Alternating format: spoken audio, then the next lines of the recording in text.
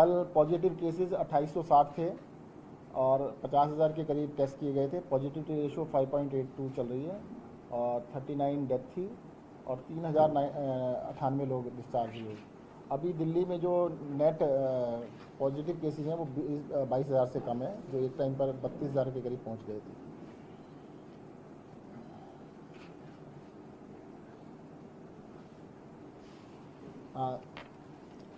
दिल्ली के हिंदूराव हॉस्पिटल में जो एमसीडी के द्वारा चलाया जाता है, वहाँ के डॉक्टर्स ने और स्टाफ ने स्ट्राइक के लिए नोटिस दिया है इनको।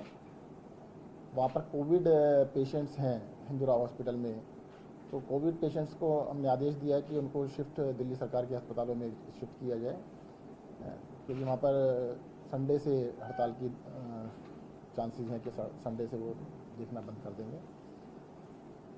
मेरा एमसीडी को कहना है कि जो डॉक्टर्स हैं और स्टाफ हैं जो इतनी मेहनत कर रहे हैं उनकी तनख्वाह जरूर दें, जल्द से जल्द दें।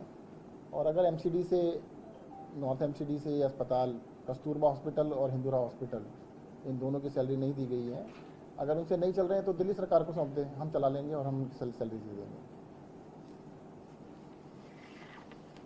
सर, क्या जानकारी आपको मिली है कि कितना अभी तक सैलरी नहीं देखिएगा, हमने तो नगर निगम के कितने अस्पताल है जहां पर बकाया है? और अखबार में हमने दो अस्पतालों के बारे में पढ़ा है, आज अखबारों में जो छपा है, हिंदूरा हॉस्पिटल और कस्तूरबा हॉस्पिटल, उन दोनों के अंदर इन्होंने सैलरीज शायद नहीं दी हैं। तो मेरा यही कहना है कि सैलरीज दें, अगर नहीं दे पा रहे हैं तो दिल्ली सरकार को अस्पताल दे दें, हम देख लेते हैं।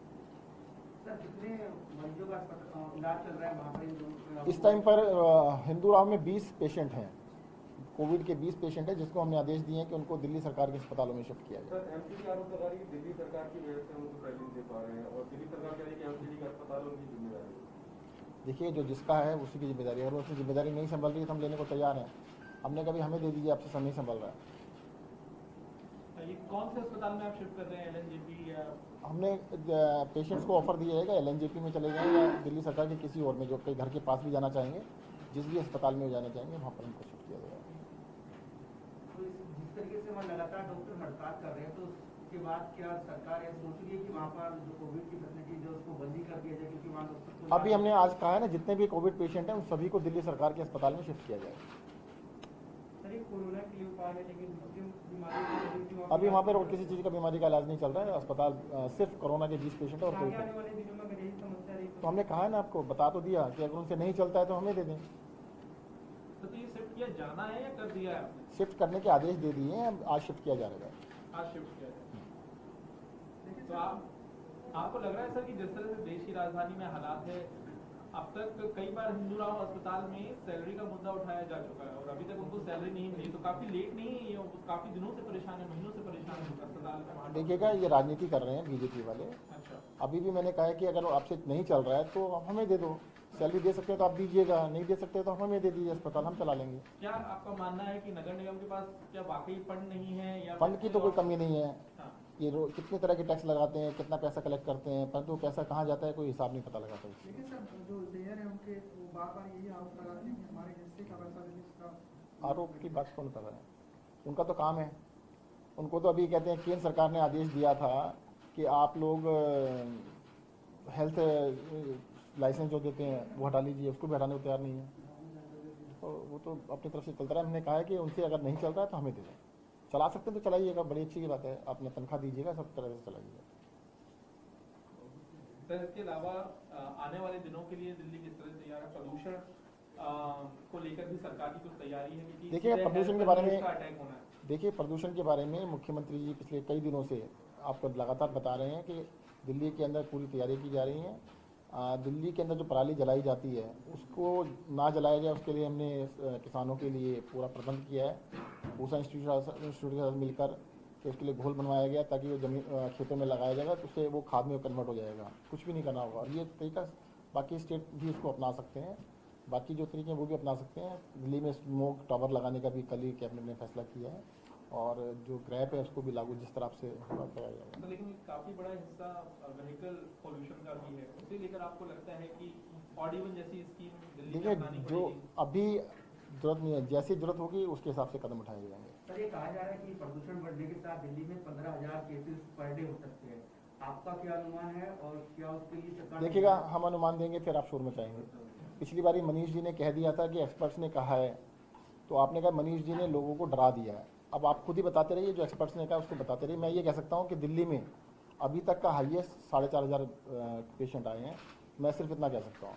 अब 15,000 एक दिन में आएंगे या नहीं आएंगे वो एक्सपर्ट बताएंगे आपको। सर अगर ऐसी कुछ रिपोर्ट है तो उसको लेकर सरकार रिपोर्ट तो आप लोगों ने सबने बताया ना, रिपोर्ट है। रिपोर्ट कहते हैं जो कमेटी बनाई गई थी एलजी साहब के द्वारा, उसने रिपोर्ट दी है। सर आप मान रहे हैं कि ये दिल्ली के लिए सिर्फ रिपोर्ट है या फिर सभी राज्यों के लिए है? आपको क्या लगता है? दिल्ली के लिए ही है, परंतु मैं कह रहा हूँ मैं इसके ऊपर कोई कमेंट नहीं देना चाहता।